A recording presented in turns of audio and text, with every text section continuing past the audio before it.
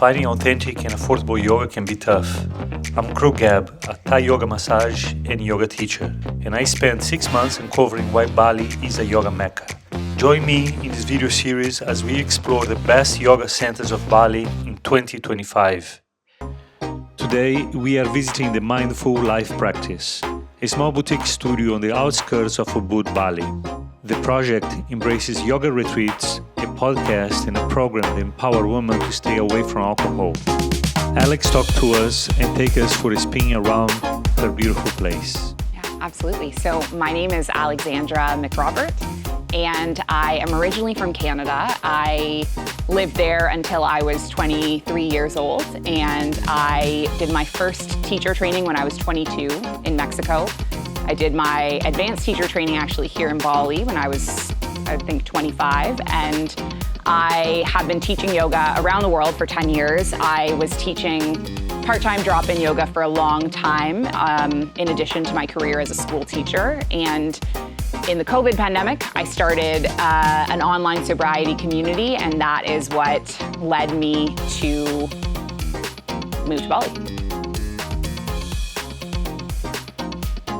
Yeah, so this is the main space that we use, and when our students are here, our trainings can have up to like 15, 20 people, so it's all full up with people, and it's really quite amazing. There's so much development in Bali that I think it's rare to find a shala with like 360 rice field views like this, so it's pretty magical.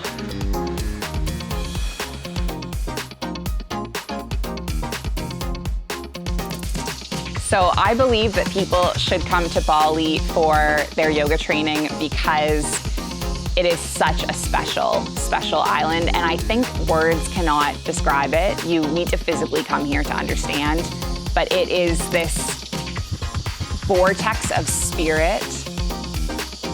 And I've traveled a lot. I think I've been to probably around 50 countries, and I have never found and felt what I felt here. It's this sense of spirit and intention, and everything is so alive, and it will just change you. It will change the way you see the world.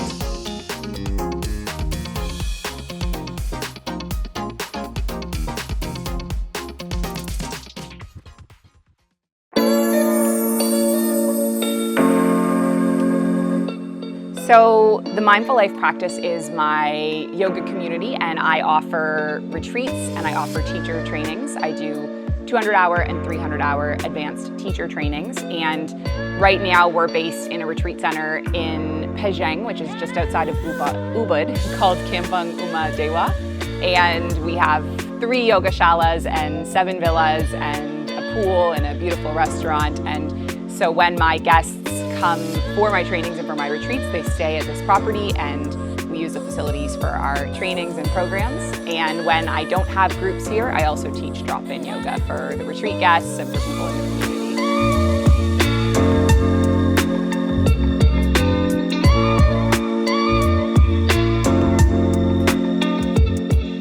Kampung Uma Dewa is just outside of Ubud. We are probably about a 20-minute drive out of Ubud, and I think that makes it really special because Ubud itself has become really hectic and chaotic and busy, and so we are just outside far enough from the community that we're really having an authentic Bali experience. We're in the middle of rice fields and nature, and I think that is what makes it really special. And something that, so we have 7 villas here. We have 2-bedroom villas.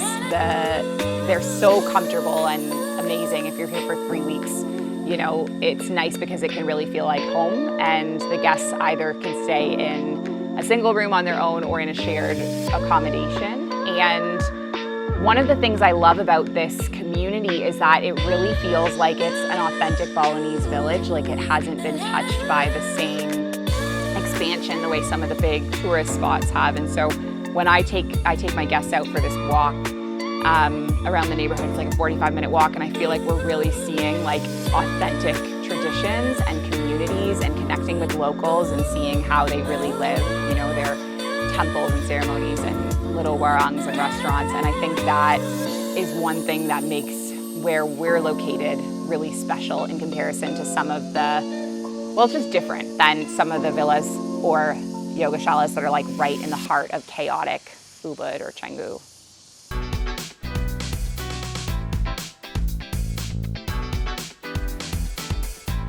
It's between 2 to 4 students who will stay in one villa together, and most of the time it's maximum 3 people. And so my students can have an option to choose whether to have a single room or share with a partner.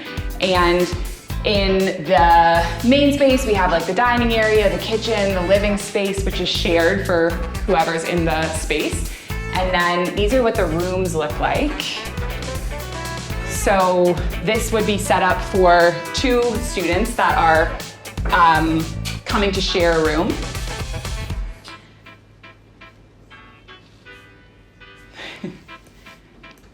And then we do have a really nice big bathroom. Wow. Yeah, with a big bathtub and shower. I love this bath. Yeah, it's so nice. This is a big thing actually on the yoga teacher trainings, everyone having their baths and discussing like who's gonna bath when. And then this would be what a room would look like if you booked a single room. So if you have a single room, you get one big bed, and there's also a bit more space with like a desk and a little closet. Absolutely.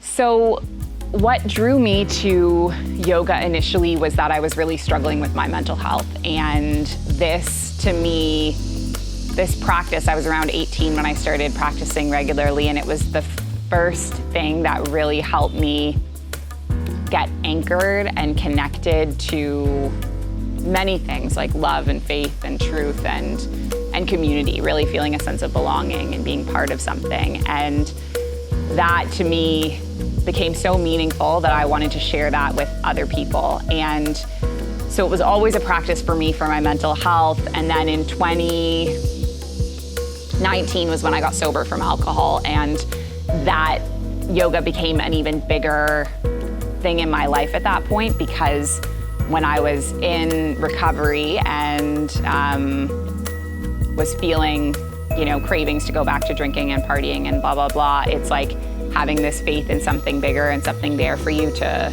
hold you and support you through that. And so not everyone that I work with is sober, but I would say the majority of people that I work with are. I do sober-specific retreats and sober-specific programs, and what I think is really special is to come into a space of people that are in a recovery, that are going through recovery or on a recovery journey, and just know that there are people in the room that are going to get you and get what you're going through, and that is really, really unique. And so I think yoga takes on so many things. It's like, it's healing, it's connection, it's community, and it's really giving people a tool beyond, like I personally did not do the traditional AA or 12-step methods, and those are excellent methods for people in recovery, but this is a tool for people like me who maybe were like, I don't see myself in AA, but I want to be somewhere. Like I want to be part of some community, and so that's really what it means to me.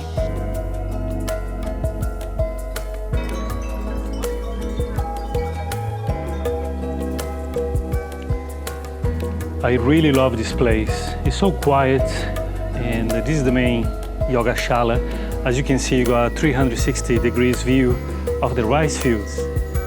And because of this airflow you have, it's so good for the mind, so good for you not to be sweating. Ubud in Bali is a very hot place, and this is what you want when you're doing yoga here in Bali.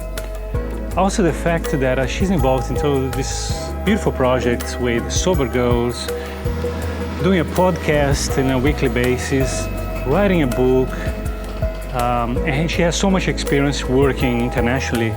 I think she has a lot to offer. She's the main teacher here at the studio, and I can't wait to come and have a class with her. I'm so glad I came here today. To find out more about the studio, visit themindfullifepractice.com.